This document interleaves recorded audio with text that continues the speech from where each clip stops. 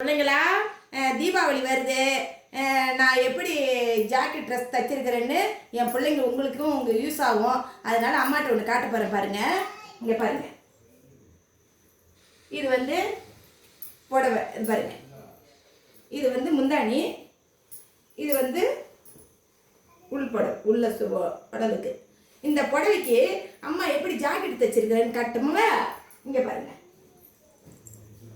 இந்த புடவையில் வெட்டின ஜாக்கெட் தான். ஆனால் அந்த புடவை பார்க்கும்போது எப்படி இருக்குது உங்களுக்கு? இந்த ஜாக்கெட் ரொம்ப பிடிச்சிருக்குதா உங்களுக்கு? சூப்பராக இருக்குது இல்லை? இது இன்னும் யார் தைச்சின்னு பார்த்தீங்கன்னா எங்கள் வீட்டுக்காரங்க தான் தைச்சாங்க. என் பொண்ணு கோசம் தைச்சாங்க. இதை பாருங்கள், இது வந்து எப்படி இருக்குது பாருங்கள். இது இந்த பக்கம் வந்து நம்ம இந்த பக்கம் பைப்பிங் வந்துடும் தெரியுங்களா?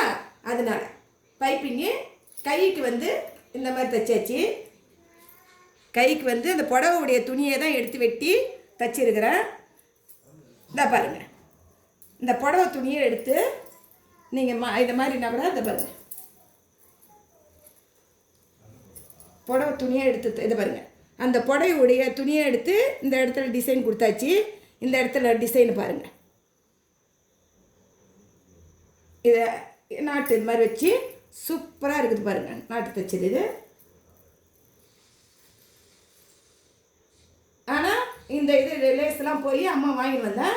எங்கள் வீட்டுக்காரங்க வச்சு தைச்சாங்க. பாருங்கள் சூப்பராக எப்படி இருக்குது ஜாக்கெட்டு. அந்த புடவைக்கு இந்த மாதிரி ஜாக்கெட் போட்டிங்கன்னா உங்களுக்கு வந்து லுக்காக இருக்கும், அழகாக இருக்குது பாருங்கள். இந்த மாதிரி ஜாக்கெட் போட்டோடனே சூப்பராக இருக்குன்னா தீபாவளிக்கு இதே மாதிரி நீங்களும் தைங்க. இந்த ஜாக்கெட்டு எப்படி இருந்ததுன்னு கமெண்டில் சொல்கிறீங்களா?